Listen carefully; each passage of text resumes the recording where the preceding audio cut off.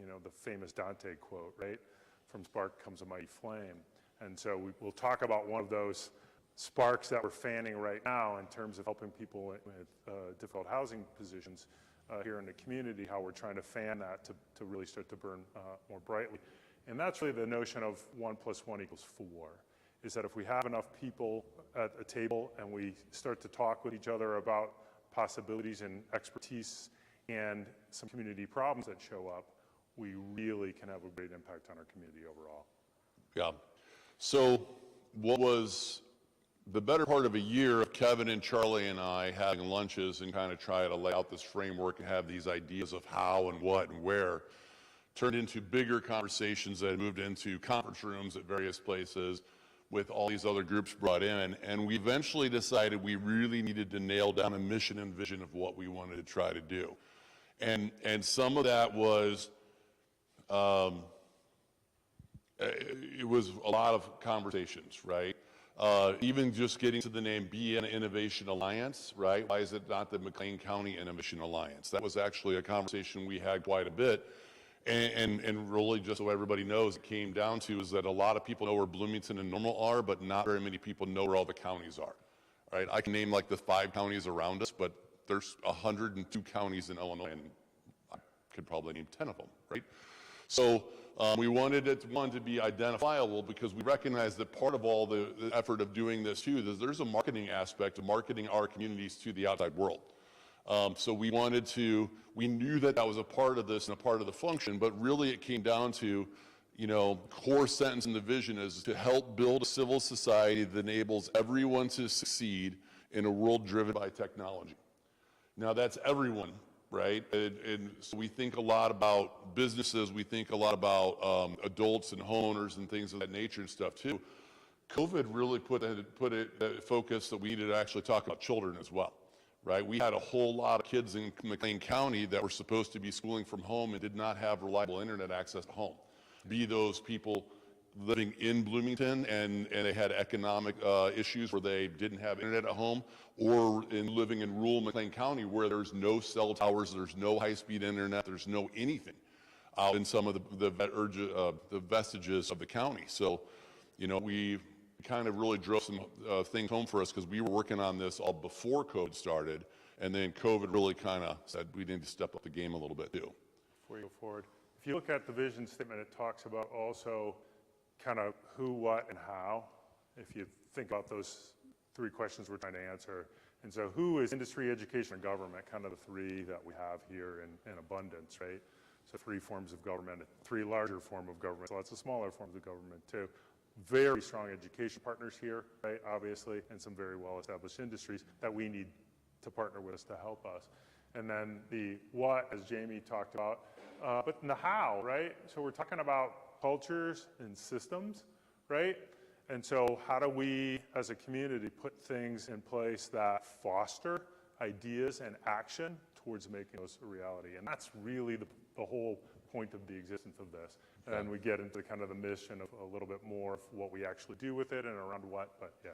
Yeah, and I think part of the mission too is looking forward. As we're doing construction and we're building things or we're investing money, are the investments that we're making driving towards this future goal of this smart cities environment where we're making life easier on our residents, easier on our businesses, easier for children to succeed, you know, and it's refocusing some of the conversations of when we build a new road, you know, do we lay fiber next to every road that we build, right? Fiber optics for future use and stuff like that. We'll talk about that a little more too, but the mission being adopted and the mission and vision being adopted and accepted by the city and the town and the county is going to help hopefully drive some different outcomes in the future. That's kind of our big goal.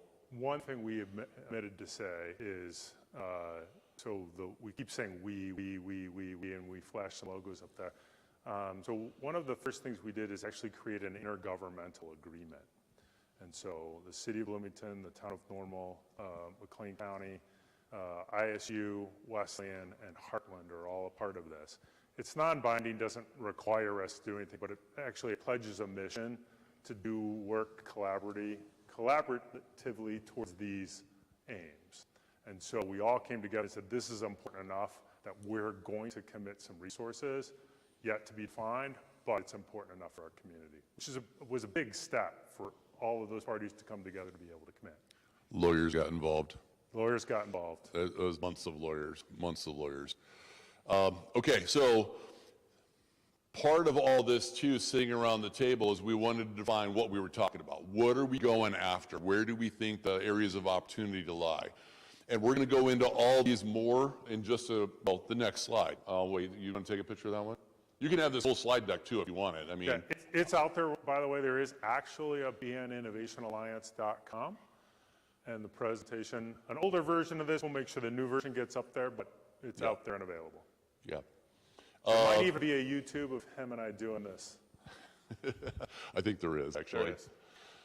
So digital divide, we talked about that just a little bit, and when COVID first started, or actually before COVID started, yeah. Kevin was already working with a group of people, so I'm going to let you take this one. Yeah, so Jamie gave a little hint about this, what was going on during COVID, right? And so before that, we knew that, believe it or not, there is physical locations in the town of Normal that you can go to where there is not broadband service, believe it or not, in the town of Normal. We're working to solve that within our own borders. That's for us to solve.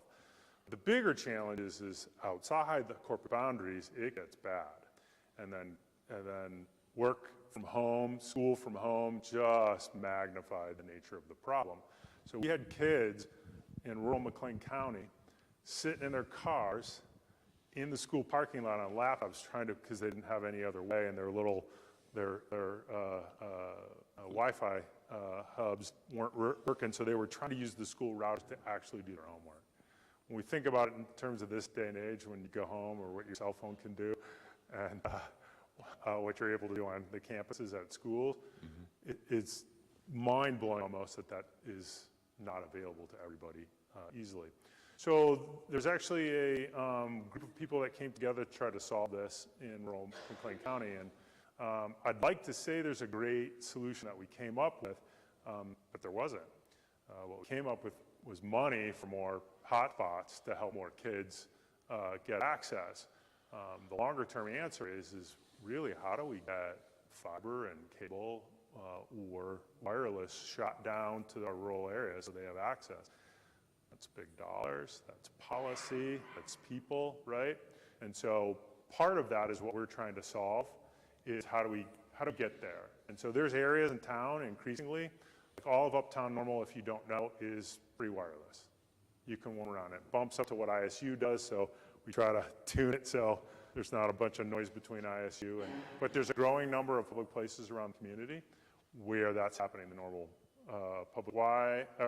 Normal Public Library, I believe the Bloomington Public Library as well. Yeah, absolutely. You can go, and there's lots of places now for people to go when they're in need because of what the community is starting to invest in. Yeah, and again, ISU was interested here too, because ISU, we all know that they're a teaching college, and so they're very interested in the digital divide and children's education and what happens when children do not have access, and they want to make sure that we keep that focus there of focusing on the kids to make sure they get the resources that they need, and they're doing research on what happens when they don't have access to it as well, and where do we, you know, in some ways, unfortunately, we have to justify why we're spending money, and ISU is going to help us do that, saying where children don't have access, they're performing X% worse than kids that do. So that's a big part of this as well.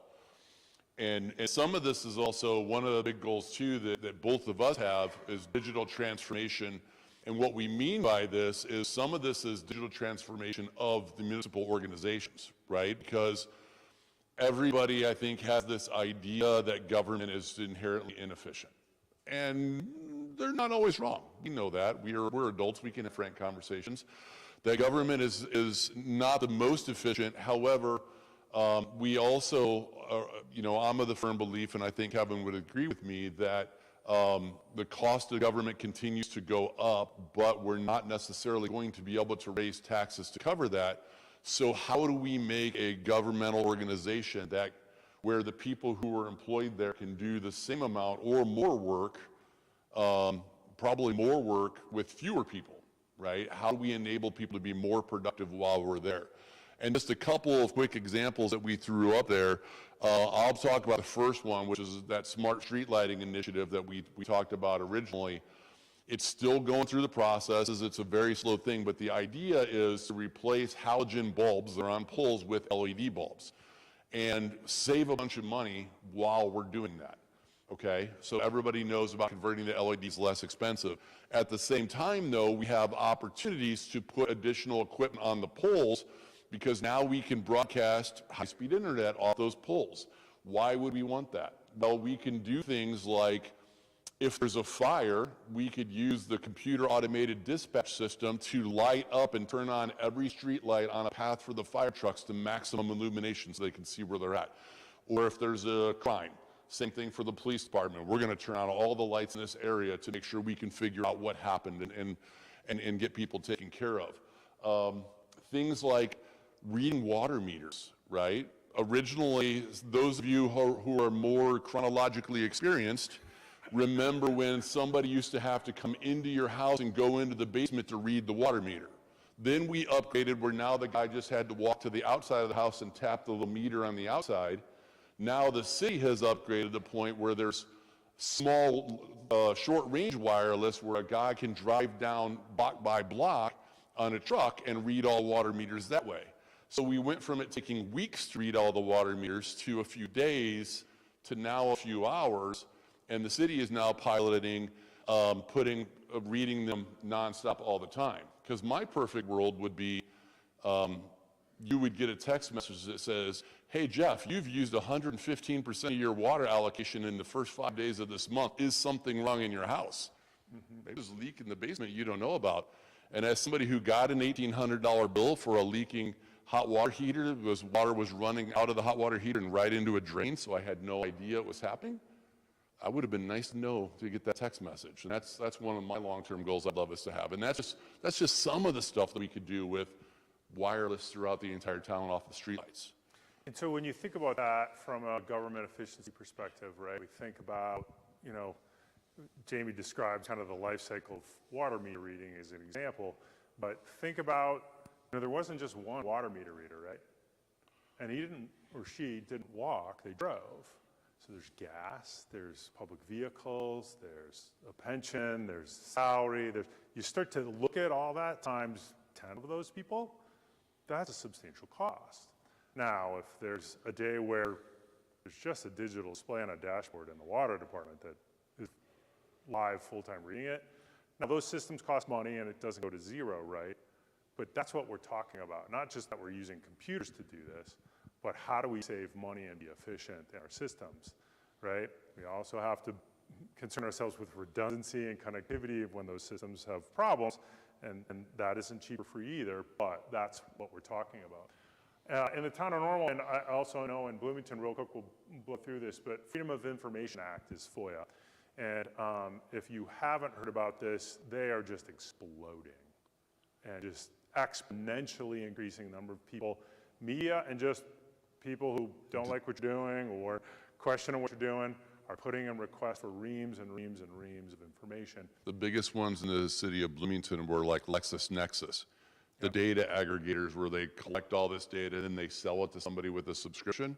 Those were our biggest FOIA requests in the city. So people commercializing, commoditizing your data, that's costing you taxpayers money for them to do that. Mm-hmm. So it got to the point where the town of Normal, we were tracking our hours, so many hours we had to hire a full-time person, one full-time person to do nothing but respond. And so then we started to automate and digitize our records and our systems for transparency perspectives. We'll talk about that in a minute, but also to be able to make it faster. So the software can dig into our digital archives more rapidly and word search and wordsmith faster than any person can, right? And then that enables the legal department, the clerk, the department area head, all those people need to look at that, right?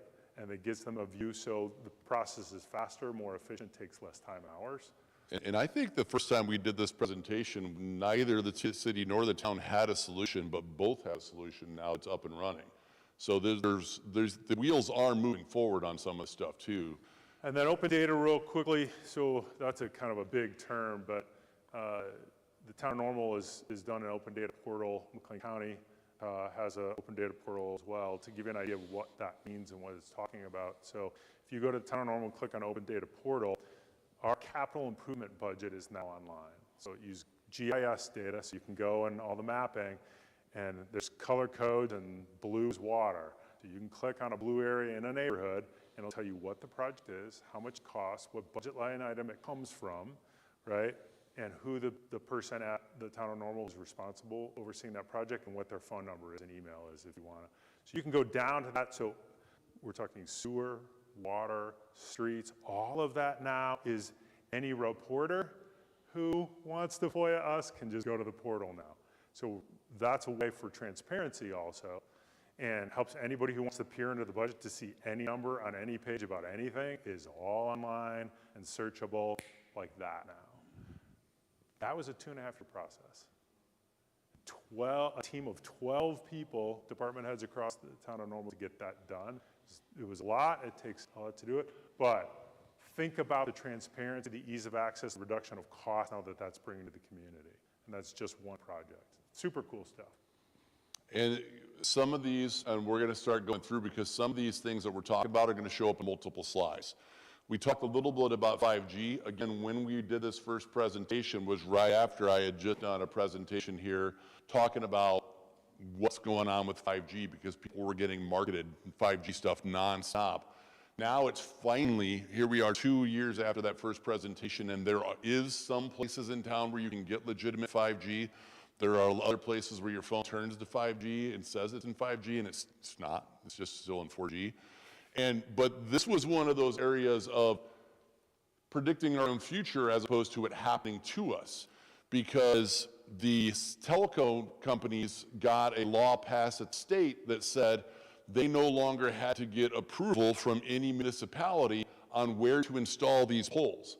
If you're driving down the street and you see these tall, skinny black poles, they look exactly like that first picture, you'll notice they're like 6 inches from the curb. They're causing some issues with snowplows. They're causing some issues with car accidents and stuff because they're right on the street. So, you know, now if we had been paying more attention, we could have passed some municipal ordinances to solve it so it didn't happen to us. We could have a little more control there. Intelligent transportation signaling. We all heard about autonomous vehicles. Autonomous vehicles need help from the streets and everything to know where they're at. This goes back to talking about, do we need to lay fiber next to all the roads? Wireless internet, we talked about that. Smart street lighting, we talked about that. We hit transparency a little bit, and that first one, citizen privacy, super important as well. Because Kevin talked about how people are buying your data and commercializing it from them.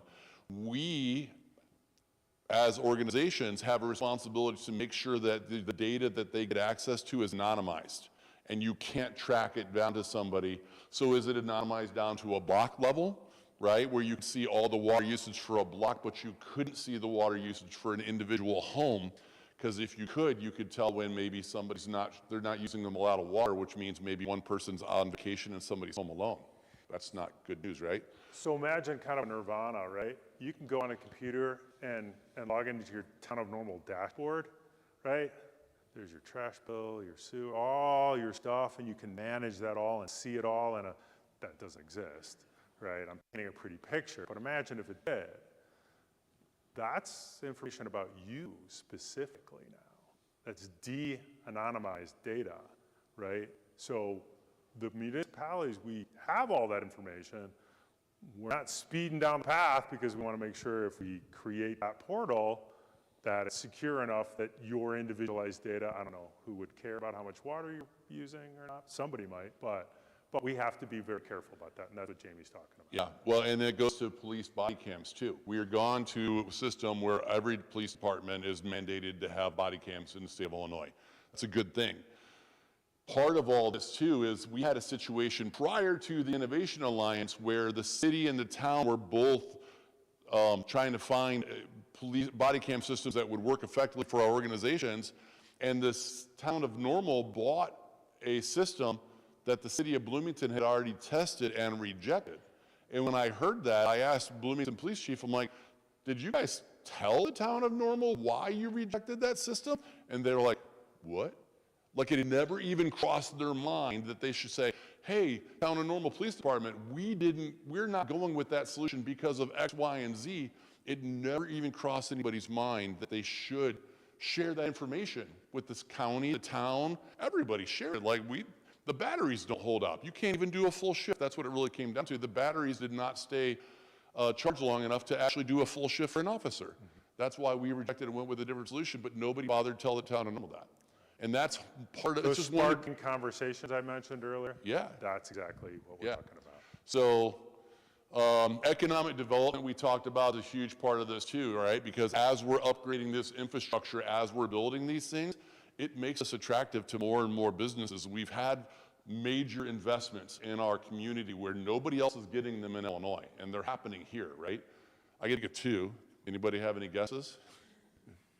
We got a car company in town that might have hired like 7,000 people in the last 5 years. Maybe.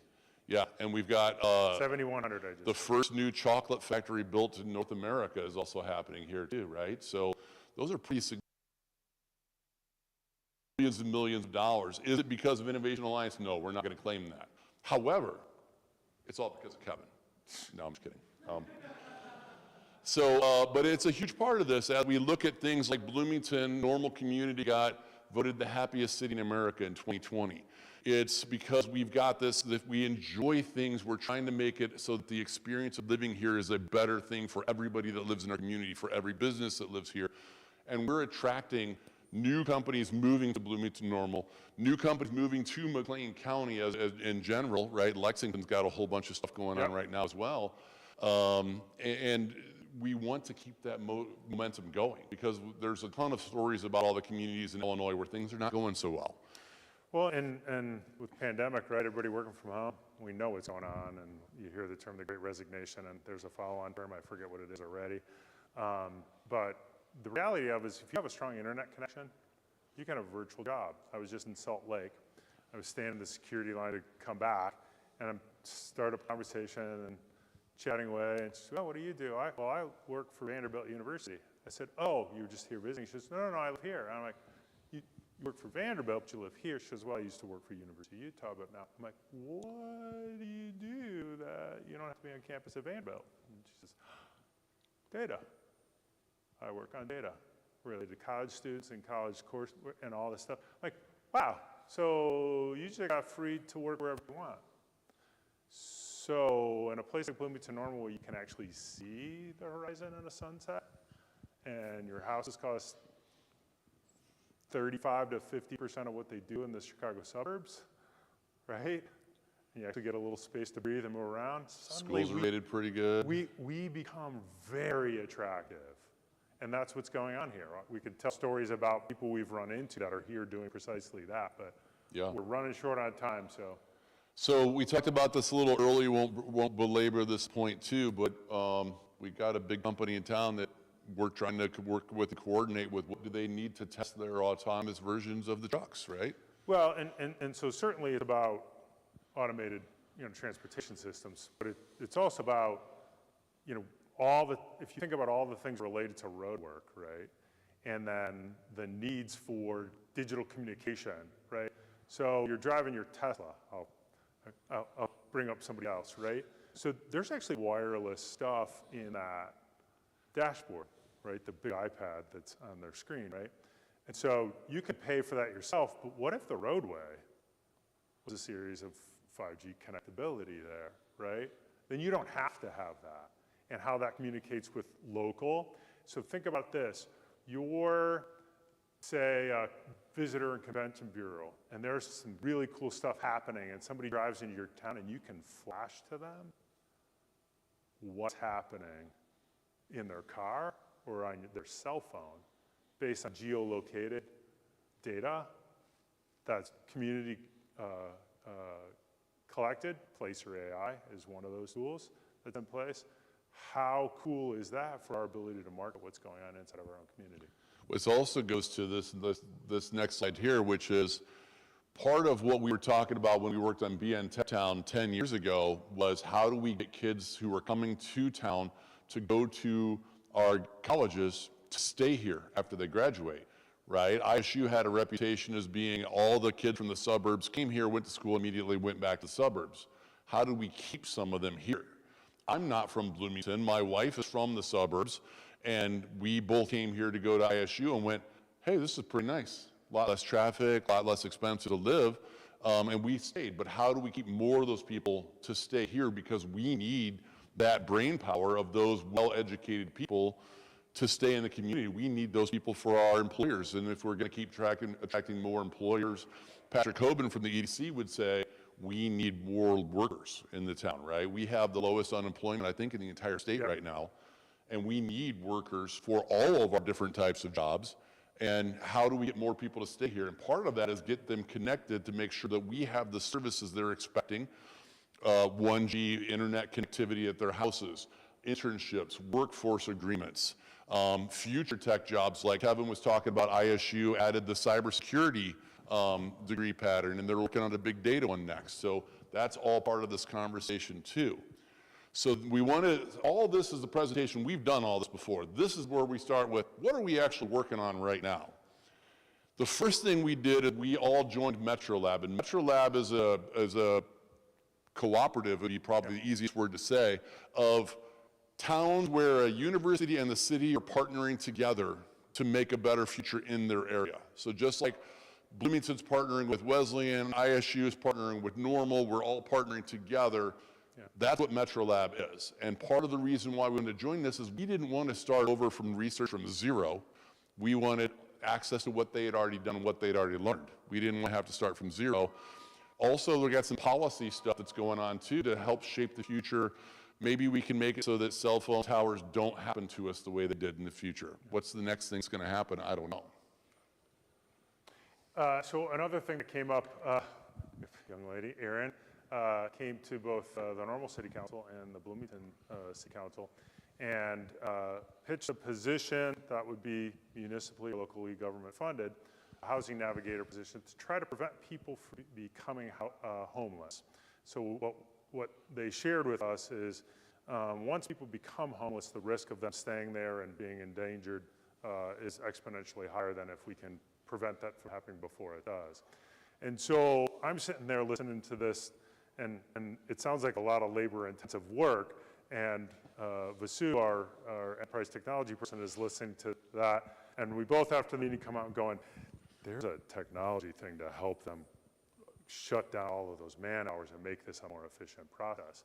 So I think Vasu reached out to Erin, and we started a conversation with the folks who are working around that issue, and we have a housing technology committee now within BN Innovation Alliance that's looking at tech solutions. So one of the challenges here, so we all know Zillow, right? So buyers have a portal, and sellers have a portal, right? You put your information up and you want a bunch of people, and Zillow has a lot of people that come.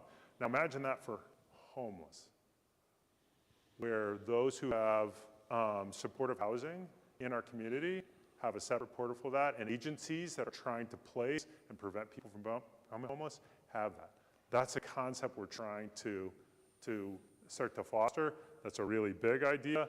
We're going to start much smaller than that. How do we be efficient with systems to make it easier for this coordinator position to assess who has available space, and how do we keep people from becoming homeless before they do, and a few other ideas. But that helps us solve a whole bunch of stuff, right?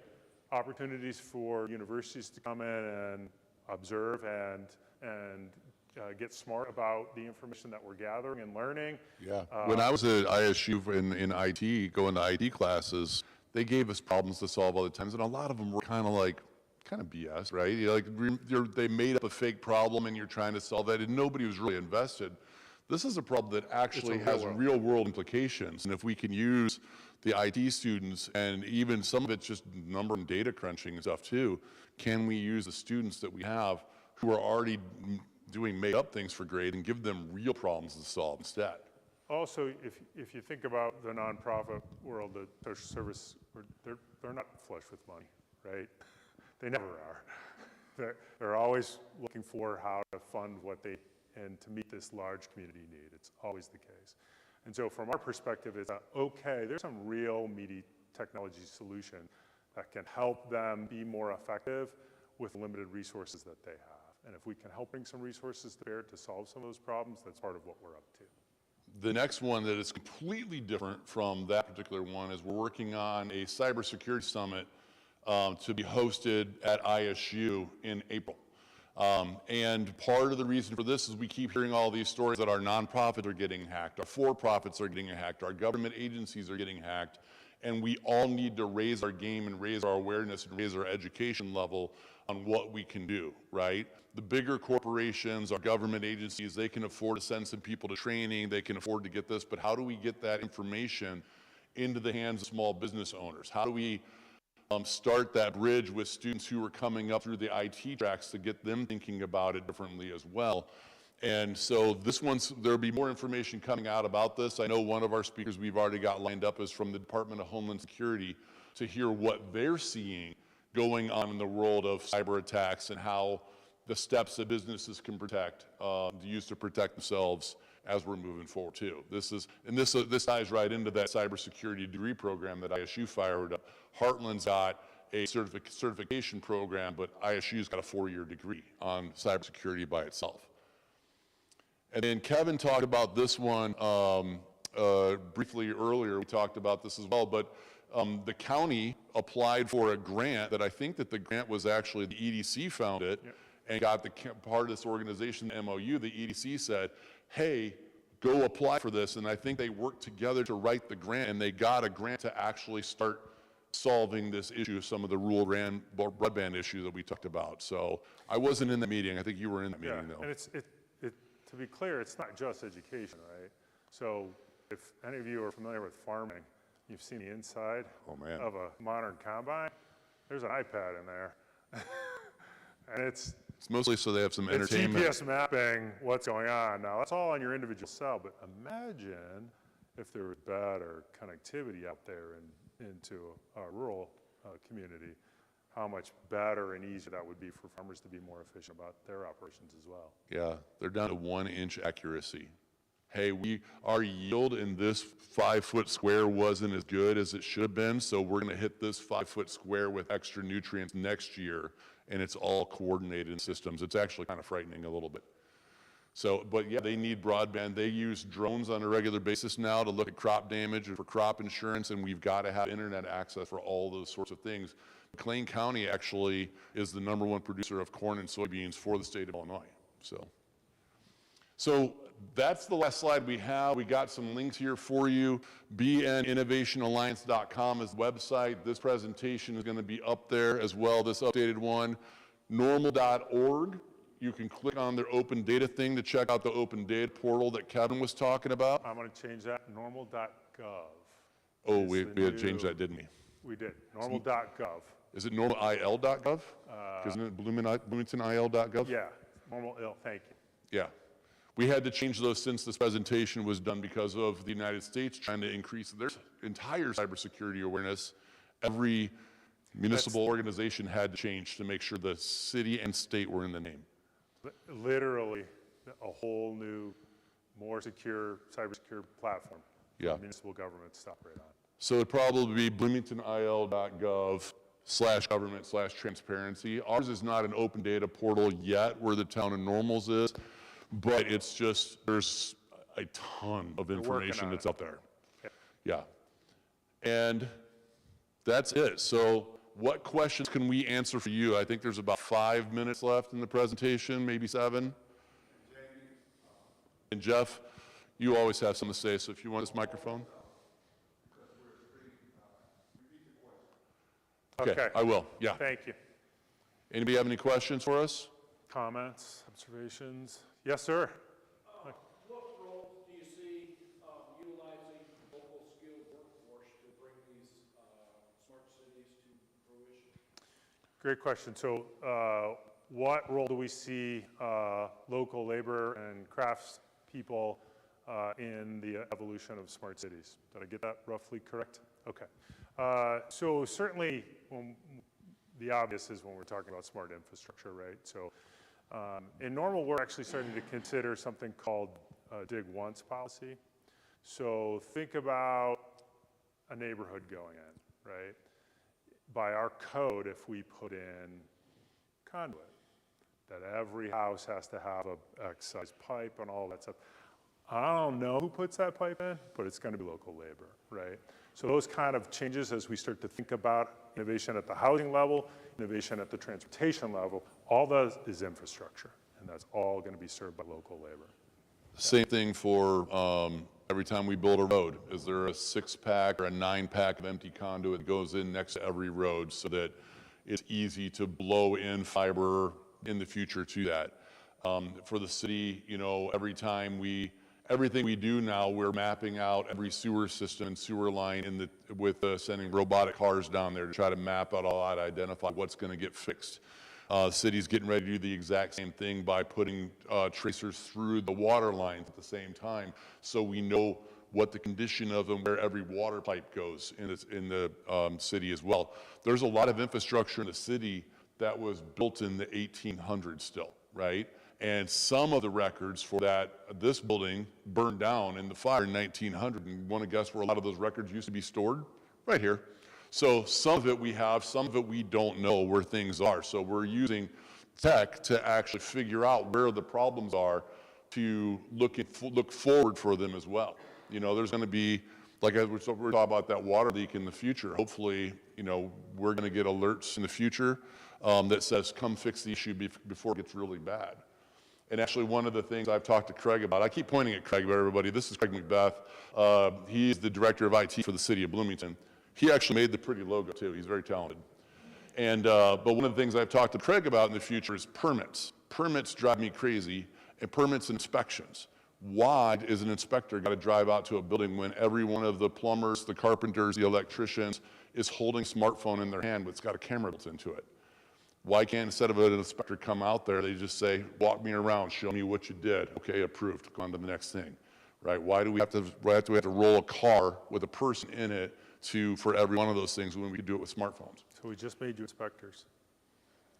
Yeah, I mean, it's that sort of thinking of saying, let's get the government out of the way and let you guys do your work more efficiently. I think there's a lot of opportunity for that. And the short answer is, I don't know the rest yet. We're kind of making it as we go, right? So what is a smart city? It's the obvious is the infrastructure piece, though. Yeah. What else? I certainly appreciate the coalition building with social service agencies. I think that's a good start. Thinking about, you know, folks in the community who are disenfranchised and not as well connected probably have a lot of needs that could be served by technology solutions. And the Alliance have a plan for community outreach to folks to really hear what are your problems that we can help solve. We're talking about broad-scale. So the question I heard is, do we have a plan to reach out for all the other issues that are out there? And I think the short answer would be no. But we're still trying to get our feet under us of what we're going to do, because part of it, the last meeting we had is one of the conversations led by Illinois Wesleyan was, how do we vet what the next thing that the broader group is going to do? Each individual agency is free to do whatever they want, but what are things that we're going to be a group collective effort? And we're trying to map that out of how it gets brought forward, what's the vetting process, and then what has to happen next for us to take it. So that's a great question, and the short answer is... Where'd you want me to go? One more. All the way back to the right there. This one? Thank you. So the slightly longer answer is not yet. And so, to full disclosure, this is in its infancy effort, right? And so we don't even have an organizational structure. It's not a standalone. There's no dues. There's a bunch of people getting together in their own time and own dime, trying to solve problems, right? And so we're still sorting towards an adult organization that's freestanding and self-sustaining and all of that, and has a more defined structure and operational imperative. So our bandwidth is decidedly limited because it's everybody donating time, right? Just I think me and this guy. we're trying to going fly around the plane talking as about we're this building on our it. own dimes. Yeah. So these things have come up as a result of some kind of connection, Vasu and I hearing your presentation and going, we can help that, right? And so hopefully we can be, as we learn to quit tripping and eventually run, that we can be more proactive in that. But it's a great point, great question. So the running guy makes a running analogy, that's kind of You're fitting, welcome. right? Yeah. What else? Yeah?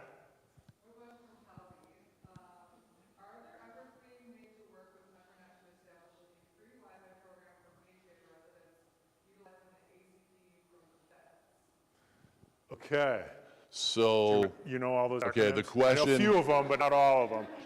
so the question is there efforts to work with Metronet to provide free Wi-Fi in town? Bloomington Housing Authority? I don't, I think that the answer that I would give right now is not Metronet, right? I mean, I'm aware that if they already got a specific grant to work with Metronet, but Serban is another fiber provider in town Serban's a nonprofit that is basically owned by the city, the town, ISU, the county. It's our solution, and Serban has been at the table to help provide solutions for a lot of things along the way. They're the ones that provide free Wi-Fi in Uptown Normal right now as an answer. So, so far we have not gotten private businesses like Metronet that have been involved, because as Kevin was saying, we're still trying to figure out some of this organizational structure. But we would probably lean more towards a Serban solution right now without knowing details of what that grant program is. So these last two questions are very illustrative of why we're putting this thing together and why we have, is there are so many needs out there that we can eventually get to some solutions and help on the kind of the social DE&I side of the universe, of the economic development side of the universe, of the real world education side of the universe, okay? And our enthusiasm is very high. The short answer is, I don't know, probably not for that, but again, as we can grow up this effort, right? Hopefully all of that we have a structure in place and that we do programs like that, or we have a mechanism to listen to the public about what's out there from a community perspective, and we have some bandwidth to be able to try to marshal the resources together, which is our hope. The alliance itself won't be able to solve all those problems, but hopefully we have the connections in the community of all the resources that exist here that we can marshal them together to begin to address them. Yeah, that's a good way to say it. What else? I think we're right at 1 o'clock, 1:03. So Jeff, you want a microphone? You guys practiced this morning, I can tell. 1 o'clock. Wow. I just want to say thank you because I think I feel a little bit smarter. I do. And I'm really seriously looking forward to continuing a community conversation because that's what we want to do. Innovation Alliance, what comes to mind for me is access, equity. Yes, sir. And I think you're moving in that direction, and we're excited. I will say that we are a benefactor of Serban, Central Illinois Regional Broadband Network, and we also, for the last 5 years, have provided public Wi-Fi on the Museum Square, thanks to some of you folks. So again, we appreciate it. Thank you, Tori, for our technology, and again, Illinois Wesleyan University for the partnership. Thank you, Carl. And before we go, I want to invite you to come back next month for the Lunch and Learn Whiskey versus Lager Beer with Greg Coos, Bejabbers, the Irish, the Bête Noire of Lincoln's Republican Party. So he's going to come here and we're going to examine how the Irish became Democrats. And I'm going to be here for that one. So if there's anything else. That's a fascinating one. Right? Right?